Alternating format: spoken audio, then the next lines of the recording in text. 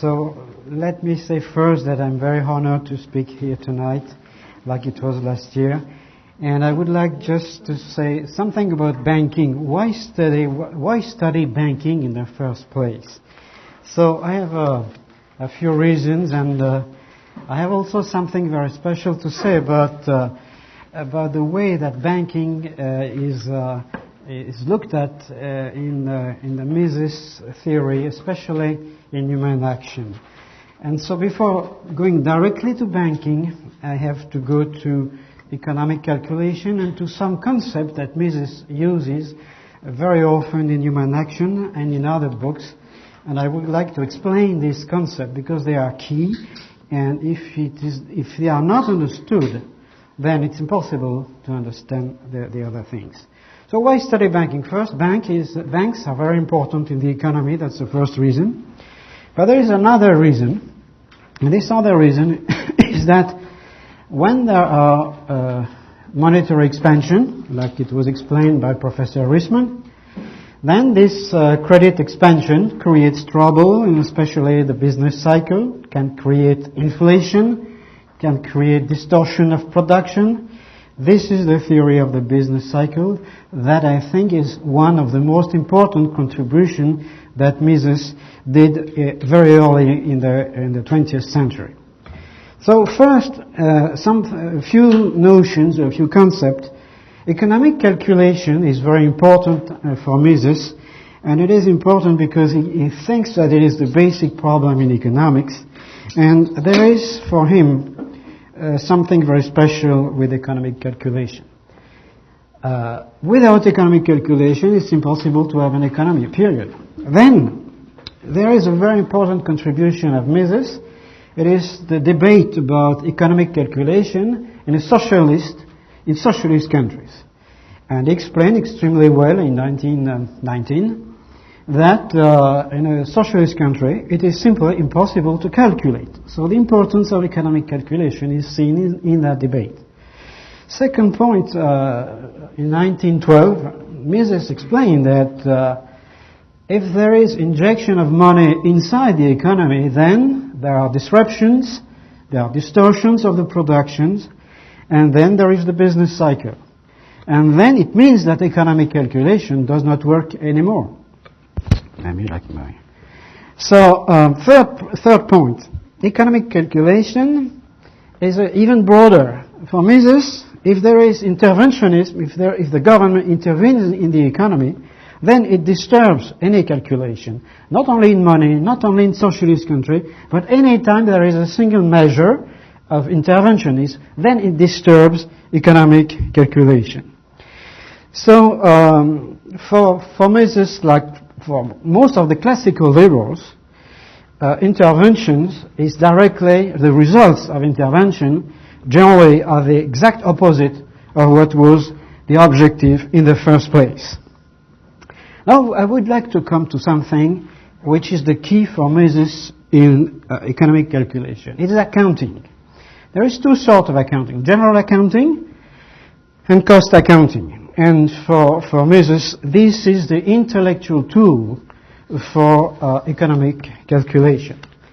And it is very important because it is also related to the way that Mises looks at banks and to the different definitions that Mises gives for the bank in general. I have the first definition to give. It's a definition of capital. The capital in Mises in human action, he makes a very clear distinction between capital and capital goods.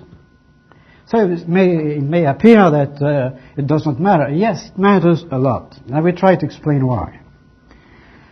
Capital, in the Mises sense, has been used for a long time and is still used today in accounting.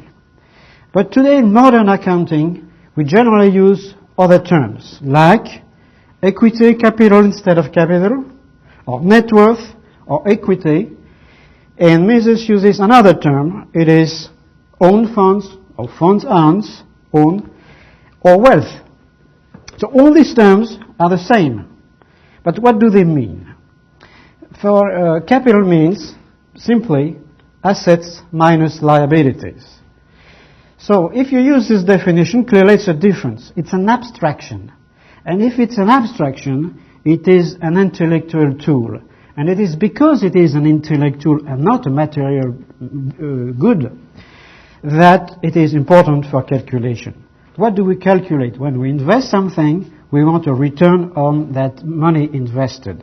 This is the calculation in money that we have in accounting.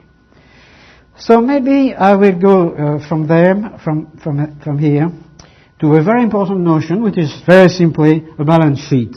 And what is in the balance sheet? I will give modern terms and the Mises terms, and you will see that for banking, Mises also uses the same terminology. So,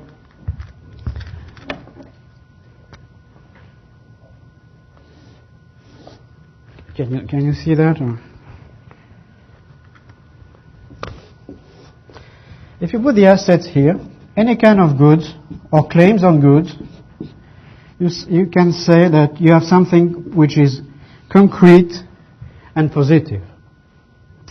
Second thing, if you look on a balance sheet, what you see are debts or liabilities. And they are negative. And now I come to the very key point. It is here. This is a balance sheet.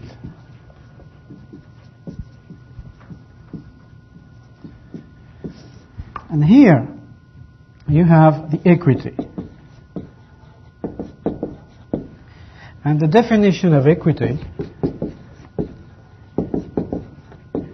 is simply assets minus debts or liabilities.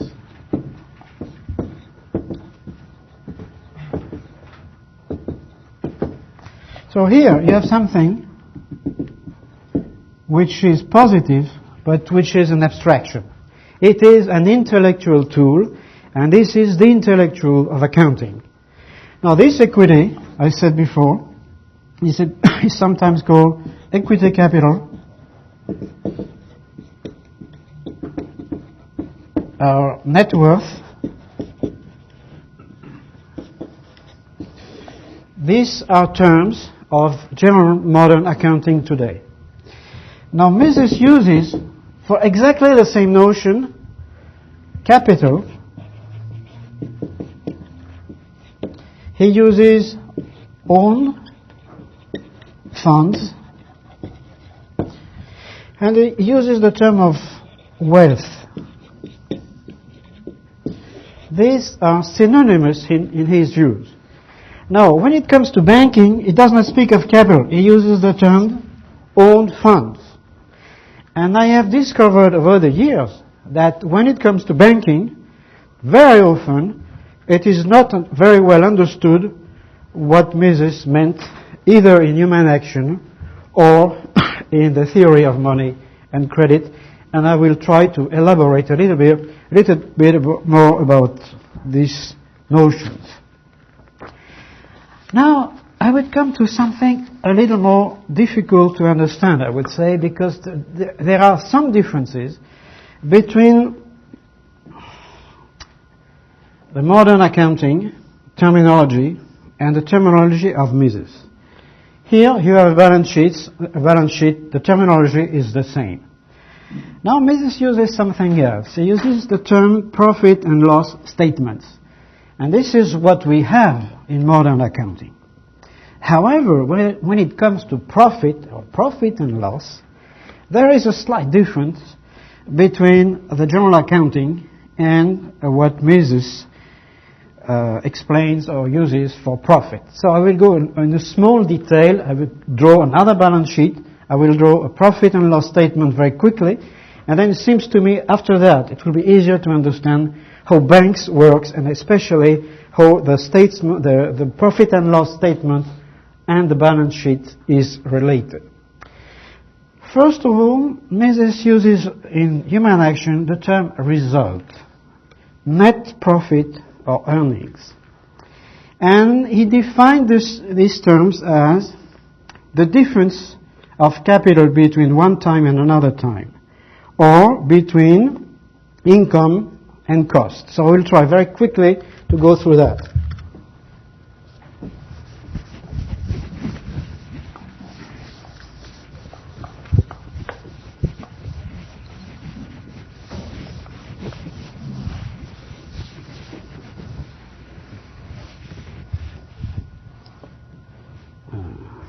Take this one.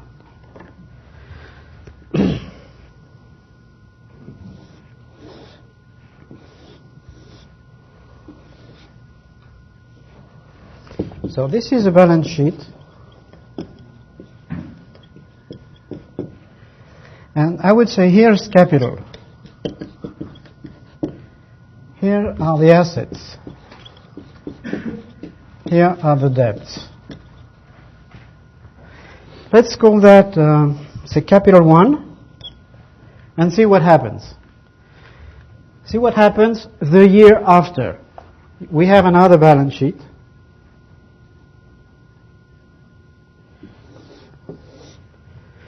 Which will be like that. This is just a supposition. And we have a new capital. Say capital 2. If we take here capital 1, capital 2 minus capital 1 is the result, the accounting result. So I say result because just Mises used the term result. He uses also the term net profit or earnings. What is the difference between the result and the profit? I will explain a little later. It is the interest rate. But now between these two period of times, this new balance sheet, this balance sheet 2 versus balance sheet 1, something has happened.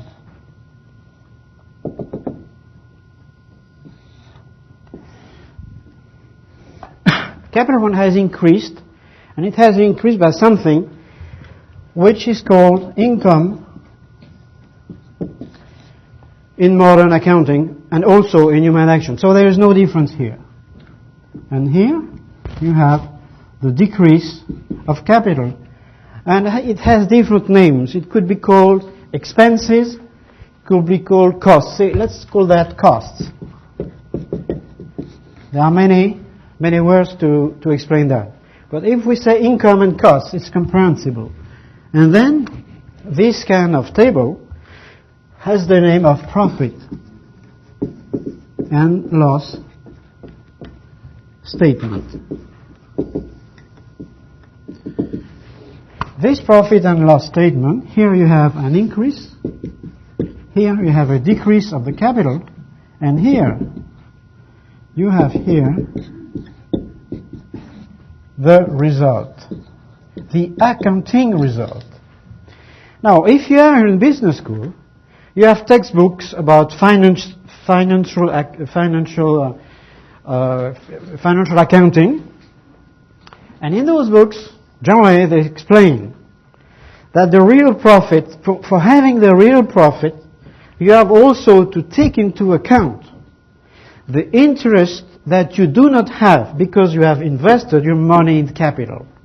And it is exactly that Mises is doing in different works, especially in human action, but also in other works in different places in his writings.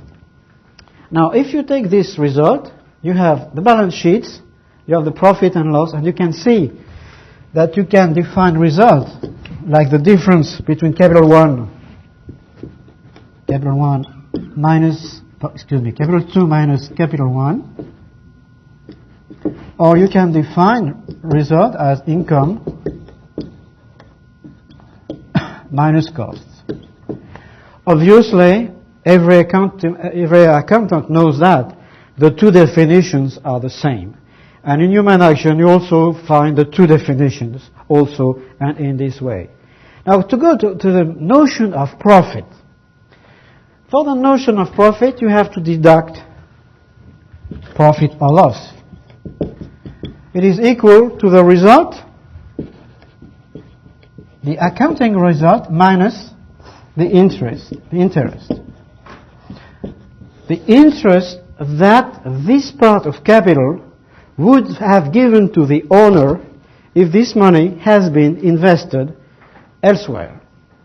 So you have this notion of measures of profit or loss, of course, and the notion that there is no such a thing as a rate of profit.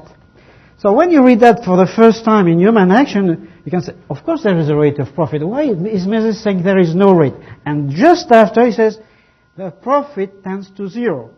So the reason for that is that he includes the fact that interest has to be subtracted from the general result of general accounting or general cost accounting.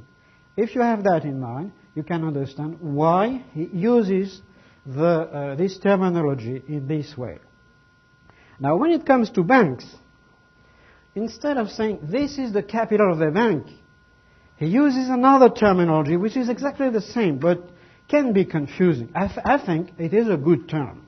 He uses the terms own funds or funds owned. By who? By the owner of the bank. It is the capital, they are titles of property through shares, through stocks for the bank. So that in the view of Mises, a bank has assets, different kinds of liabilities, and the difference is precisely the capital as anywhere else. However, he calls that the own funds. Why do I insist on that? I insist on that for the very simple reason. It is that for Mises, it is not the credit in itself which creates the business cycle, but it is the false credit, the credit which is added, like it was said by Professor Reisman. It is the expansion of credit, and the expansion of credit is the addition of credit which was not there before. So when it comes to banks, Mises uses this terminology of own funds plus funds brought by people in forms of time deposits or other ways. So in this case, banks just collect credit and then loan the credit that has been collected through different ways, especially through ownership of through the capital, through the net worth of the bank. So I would like to go a little further about these notions and try to give a few examples. I don't want to be too controversial. However, I have a few things to say. It seems that when we speak of free banking, I had the impression very often that we do not agree on what is free banking. But during the years of those discussions, now I have a certain feeling that we do not even agree on what is a bank. So I will try to explain that. For some people, a bank is a producer of money. But I don't think so. And when you read the theory of money and credit, there is a whole chapter on banks, and this whole chapter on banking explains that you have the banks are intermediaries of credit. In other ways, that banks, they take the savings in different ways and they reloan the same savings. So in that sense, bank is not a producer of money. Bank is an intermediary of credit. Now, there is something that Mises does not look at. He does not have a whole chapter on that, certainly.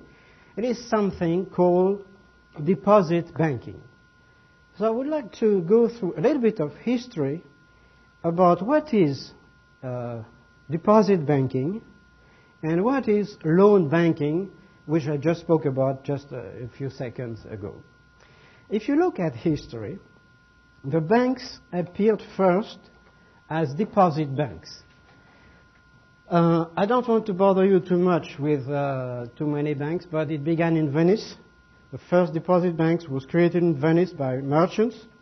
There was another one created in Barcelona, and that was in the 12th or 13th century, and then these banks were created over the centuries all over Europe. What did they do? The working is very simple. First, they were called banks, so we should look at them. What can we see inside?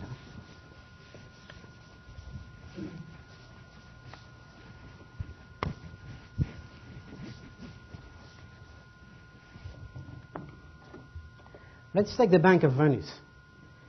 People went to the Bank of Venice. This is a balance sheet.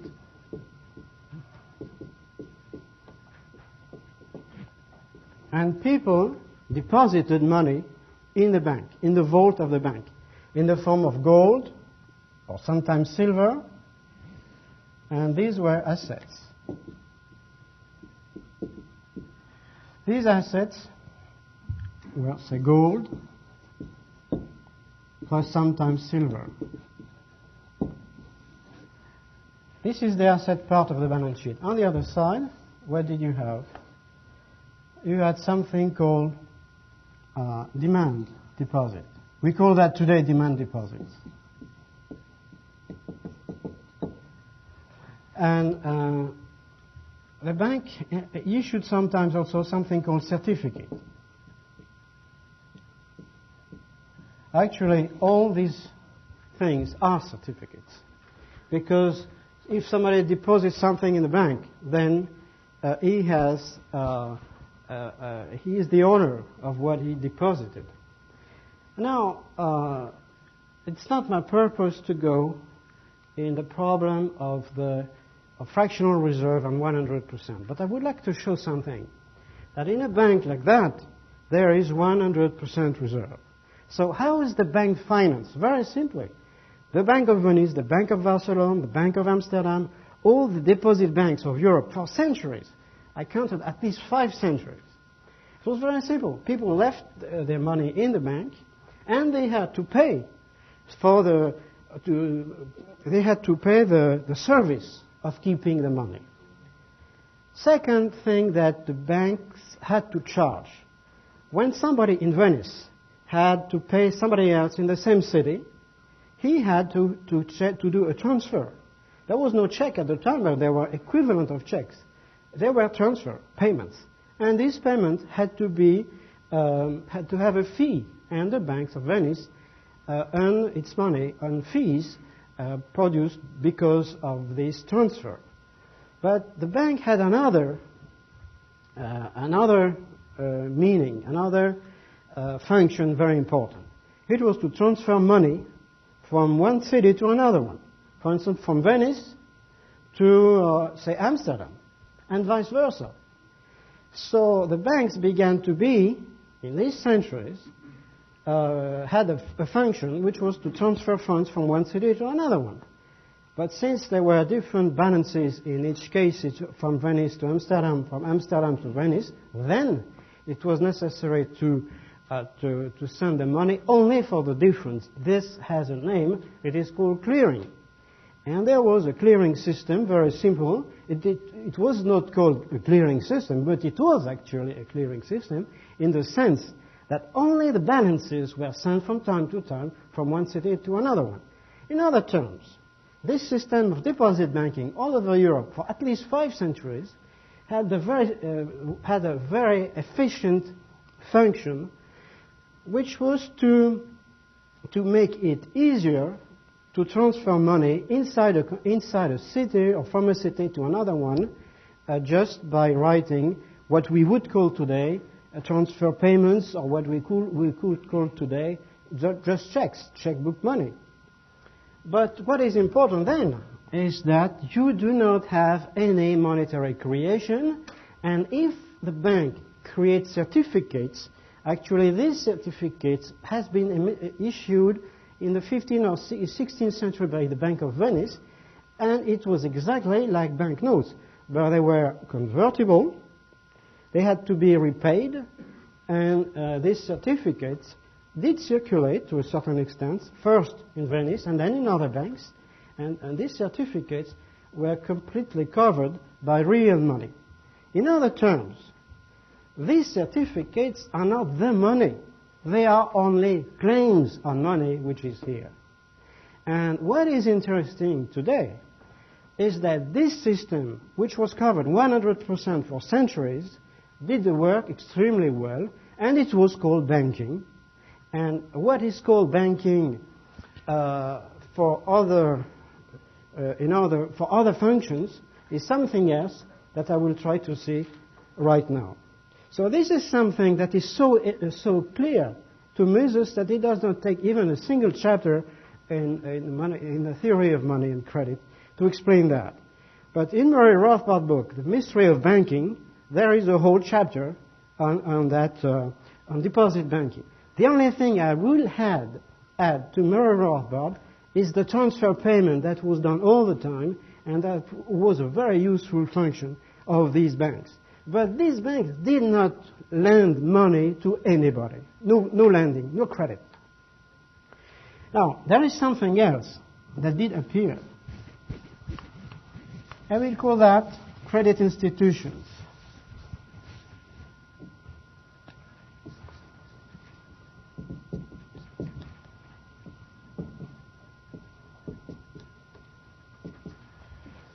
So these credit institutions, they also appeared in the Middle Ages. However, they began to gain strength. So 15th century, 16th century, 17th century, they began to have some strength. They began to be bigger. What was this credit institution?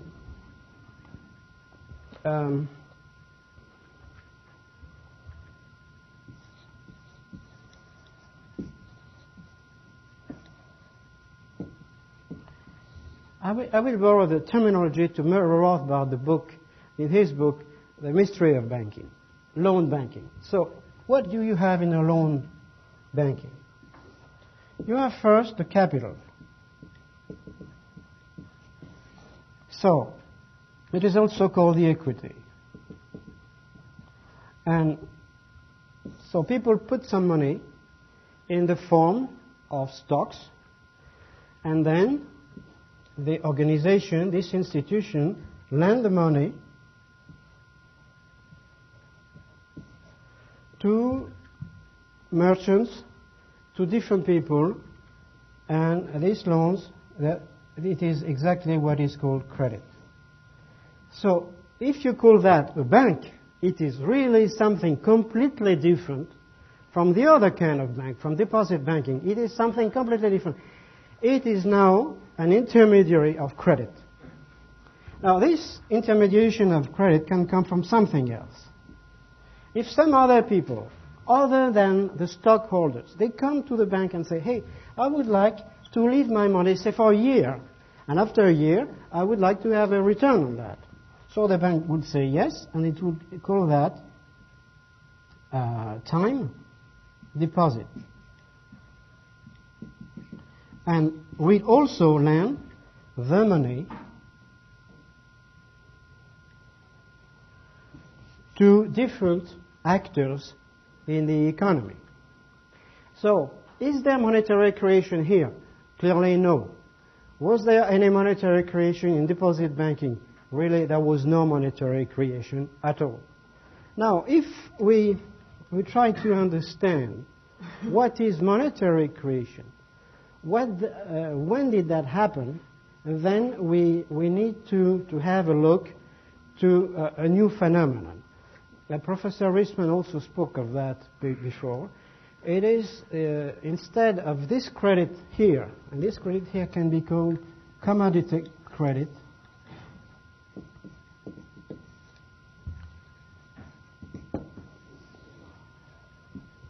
It is this credit.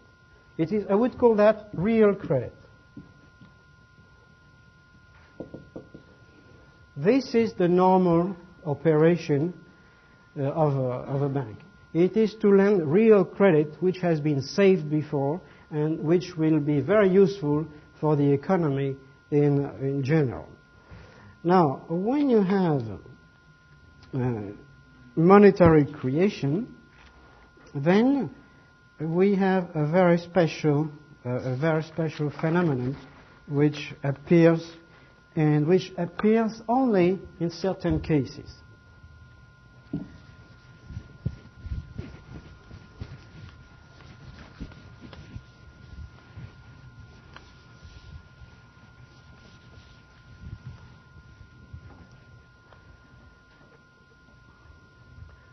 Now, let's suppose that a bank would discount a bill of exchange.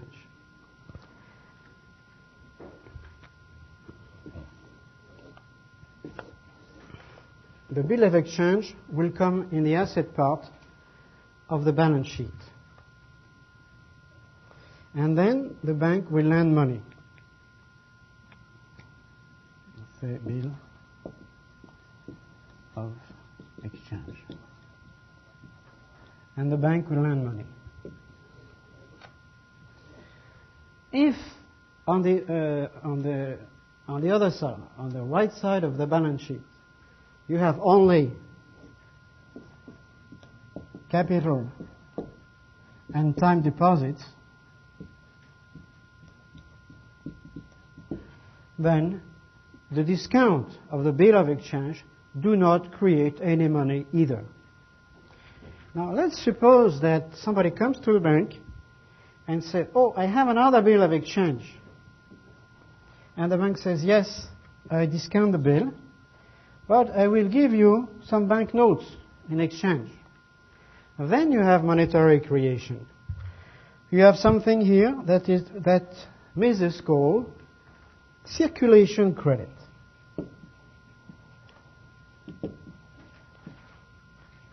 Circulation credit is lent to different actors, and the money which is newly created can be called here fiduciary media. The fiduciary media, they could be banknotes, but they also could be simply deposit accounts. And this is simply checkbook money. The form is not important. What is important is that we have now new money which is created out of nothing. And you can take any textbook on money, you will find a chapter about monetary creation. But in all these books, they say that there is no problem with that. But the problem is that if suddenly you lend more credit, then it has different implications. First, it is impossible to lend credit without changing the interest rate. And this has been a very important contribution, first, of Knut Wicksell, to use the terminology and the concept of a natural rate of interest, and to use the second concept of a market rate of interest. And Mises explained in his first book that it is precisely the difference, when there is a difference in the real rate, in the market rate, and the natural rate, that the business cycle can come. Why is that so? I'm going to try to explain that a little further. It is so because if the banks want to lend more money, they have to decrease the interest rate. In a free market, it is impossible.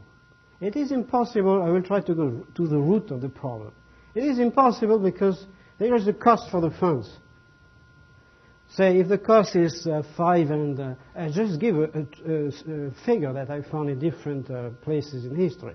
Say, if the cost of funds is 5% point 75, and then if the money is not at 6%, then the spread is very small. It's about half. It's a quarter. It's a quarter of a percent. Then if the bank wants to decrease the interest rate, say to 4%, it is absolutely impossible. They will lose money. Nobody wants to lose money, including bankers. Now, how is it possible that through the banking system, then suddenly some banks will do that, will decrease from 6 to 4%? So Mises has a very important point. He does not say it's central banking. He says it's privileged banking. And it's not exactly the same. Central banks are certainly privileged banks. But you can have also privileged banks without central banks. And this can create some confusion. However, I would just give an example to show you the difference. Some people use the example of the banks of different banks in Scotland, saying there was free banking in Scotland. I don't use very much the example of Scotland for different reasons. I use other examples. New York, the banks of New York and the banks of New England. Why? Because in New England there was almost no regulations at the time. It has changed today. But at the time there was no regulations on banking. Almost none. I have the book of all the regulation of New England banks, especially in Massachusetts. The book is 35 pages or something like that. That was the only regulations at the time. In the 19th century, before 1860. Now in New York it was very different. In New York there was a tremendous amount of regulation on banking. The banks had several privileges. And on top of the confusion, these banks were called free banks and free banking. So to call something free banking, I would say that Professor White has a good way of saying that. He says that it was called bond deposit. It has to be called bond deposit. It means that each bank had to have bonds when they issued, say, banknotes. So at first view, it doesn't seem very hurting to the economy. But when you think a little further, I'm not sure I have time to do that through different examples, but if you think of that, it means that for the banks, these banks had the possibility to attract different funds without paying them. And second, they had the possibility to lend a lot of money that did not exist before. I don't have the time to explain the different examples of New York, but these banks were kinds of monopolies or cartel or whatever it's possible to call them. They had the privilege not to pay the depositors at all. They had the possibility to create banknotes, and they had the possibility to decrease artificially the interest rate. And by doing that, they had the possibility to create money and to create new credit that did not exist before. That did not come from savings. In other words, they had the possibility to use circulation credit. This is Mises' term. I have another term. I would say it's false credit.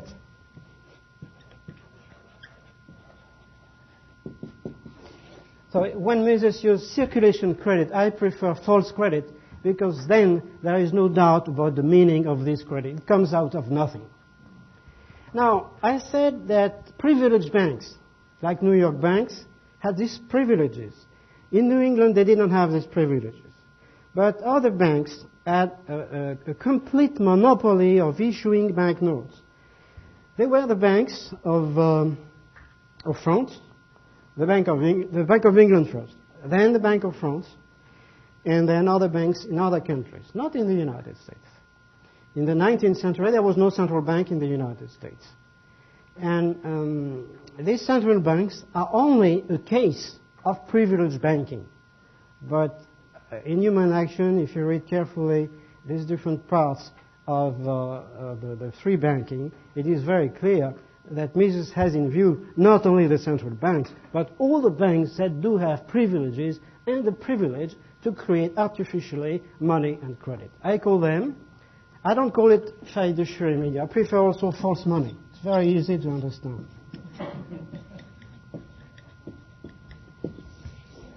So I would say that this kind of bank, they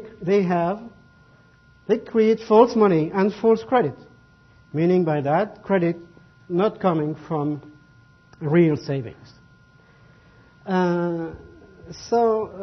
If you take the central banks, it has to be understood that at the beginning, the Bank of England and then the Bank of France, they did not have the privilege to issue banknotes or to issue deposits without interest.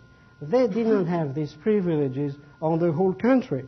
They had the privilege of doing that only in London and then later only in Paris.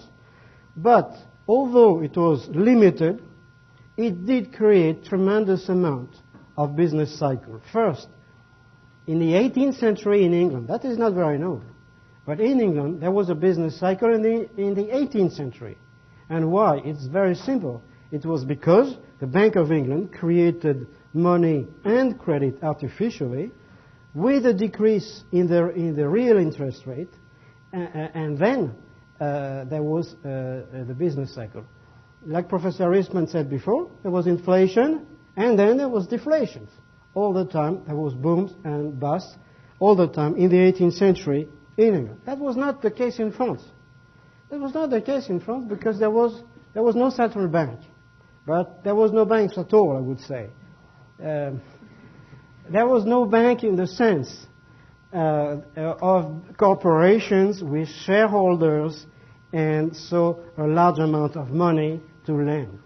There were only very small bankers and small banks owned by 1, 2, 3% at the maximum. So they could not lend a lot of money. And if you compare the French economy of the 18th century and the British economy was moving pretty fast, and the French economy was at a low tide all the time. It was there was no expansion. The expansion in France was pretty low compared to the British expansion. It is not because there was false creation in England. It was because in England it was possible to create banks on the form of stocks, of corporations with stockholders. Then it was possible to attract more money and to lend more money. So there are two things. First of all, there was more freedom to enter the field of banking, and then those banks had fulfilled a very important economic role, which was to invest and to lend real money to the economy. Then productivity could come, and then economic progress was the result. But in France, there was no such things. And when the Bank of France came, it was, say, one of the very few banks. And the Bank of France was created in 1800. There was no privilege. There was no business cycle at the beginning. There was competing banks. Simply in Paris, there were 8 banks competing, creating paper money. But this paper money was convertible. Was convertible in gold or silver. And so people, if they had a doubt, they came to the bank immediately. Second thing, that those banks had a tremendous amount of equity, of net worth, so that they did lend real savings. And that's not very known. What was the reason? One of the reasons that Napoleon decided to go to the monopoly of bank issuance on the Bank of France. First of all, he was a stockholder of that bank, and he called it my bank. And that was a personal reason, I would say. But there was another reason. Other people say, look, when you have different banks, you have no inflation. We need inflation. That was the kind of reasoning of the time. That has been completely forgotten, that the reason to create a monopoly for the Bank of France and to destroy the competing banks was that these competing banks was a limit, was a block on monetary inflation. Why? Because there was clearing every day, and since there was clearing, it was impossible for one bank to issue a lot of bank notes. Actually, there was a recent study in France about the billet bank, the banknotes. And this study said there was a need for banknotes, but it's very curious that these banks did not create much banknotes, or sometimes they did not create. In Rouen, they did not create banknotes. That's curious, they had the right to do so, but they did not do so. There is a very simple way to look at that. It is that since there is a clearing every day, when you have 6 or 8 banks, the clearing is done immediately, and if banks overissue for a very small amount of money, then the money comes back. That's it. Mises explains that in Human Action, and also in the second edition of the Theory of Money and Credit. And I say the second edition because he discovered the free banking theory, as well as the existence of free banks without central banking, when he was searching for not only for an explanation, but for a solution to cut radically inflation. And it is why Mises became interested in free banking. It was because, in his view, it was 1921-22. It was the best way, with the gold standard at the same time, to stop completely inflation. So in his view, to go back to a real gold standard at the time, and to go to, on top of that, to go to free banking would have radically stopped the inflation in Germany or in France or in Austria. So that was the real meaning of free banking for, at the same time, Hayek and Mises, because they discovered the existence of free banking systems, as well as the theory of a free banking system cutting radically any kind of inflation. They discovered that at the end of 1921 and at the beginning of 1922. And I think that makes sense, and this is why I gave you a paper. I think this is, this one. No, this one. I gave you this paper, which is a summary. This paper comes from the Theory of Money and Credit and explains the different kind of certificates or money substitutes that you can have. So if you go back to the different balance sheets that I made, you can find the same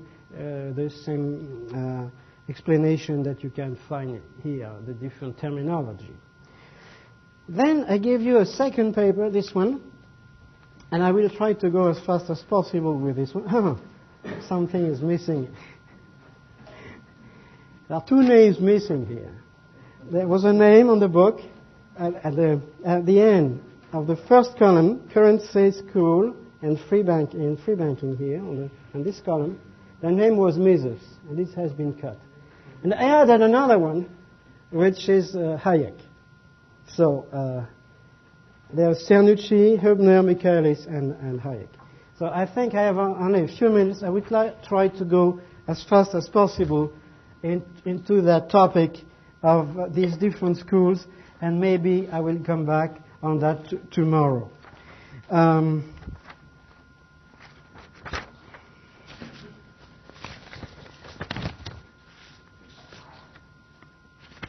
Let's say first,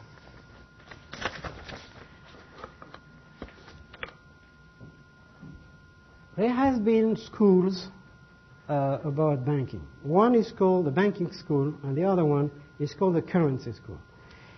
There has been a long debate in England in the last century, in the 19th century, about some people, we will say they belong to the banking school, and other economists belonging to another school that is called the currency school. I have only a few minutes, I understand, and so I will try to go to the heart of the debate. For the banking school, I understand this is very simplistic. However, for the banking school, if you see the banks in England, in France, and in other countries, creating money, decreasing money, and so forth, it is because the banks, they do respond to the demand of money. They do their job. It is very simplistic, but I think at the root of the banking school, you have this explanation. If banks create money, decrease money, and so forth, it's just because they respond to demand for money from outside. Now the currency school is exactly the opposite. For the currency school, it is because the banks decrease the interest rate that they can increase the money supply and that they can increase the artificial credit. So it's also a very simplistic way of looking at the currency school, but I think this is the heart of the problem, because they are exactly the opposite. They look at the same phenomenon, but they give in an exact opposite explanation. Now, why did I give you this paper, and I will finish on that? It is because when you look at the debate today on free banking, first of all, I should say a few words about free banking. Central banking is easy to understand. We can see all central banks today, and we can see commercial banks today. This is very easy to understand. What is more difficult to understand is that it did happen in history that there was a banking system without central banks. Some did work well, some did not work very well, and others worked very well. So, let's say free banking began in Scotland. The terminology and what really happened. So, what does that mean? It means that it is free entry in the banking industry. It does not mean that any bank can create any amount of money which it desires. It means the free entry in the banking industry. So it means also that the banks can have equity as they like. They can have a tremendous amount of shareholders. It did happen in England. It did happen in the United States in the 19th century. It did happen also in Scotland. And there has been different systems. And then free banking means that it's a free management, to say very quickly the things. It's a free management of the assets and the liabilities of the banks. Now, free banking, generally speaking, has been endorsed at the same time by Mises and Hayek in the 20s. And this is why the theme of free banking appears in the second edition of the Theory of Money and Credit. It was not in the first. It was because Mises thought that it was probably the best way to stop further inflation. Now, Mises, Hayek, Rothbard, in Mystery of Banking also has the same position. And I would also say that you can add Rothbard in this column and referring to the Mystery of Banking. Now, it means something, this table. Banking school is easy to understand, currency school is easy to understand with a central bank. But now you have some people who were free bankers, but I would try to find. There were some people who were free bankers, like Wilson, for instance, who wanted free banks in order to create more false money. But you had other free bankers, not precisely Cernucci, but I will add somebody else by the name of Victor Modeste. They said this is false money, this is false credit, and under free banking there would be no such a thing. And you had Hübner, Michaelis, and also Mises and Hayek, and also Rothbard in the same column. So, if you want to know more about the debate, recently, in the last 10 years or more, the last 15 years, there has been a long debate in the Austrian Economic Review, and you can find all the tremendous amount of articles on this topic. So since I understand my time is up, I will leave maybe for tomorrow or for questions more details about the debate inside the free banking schools, and maybe it's time for questions. Thank you very much for your attention.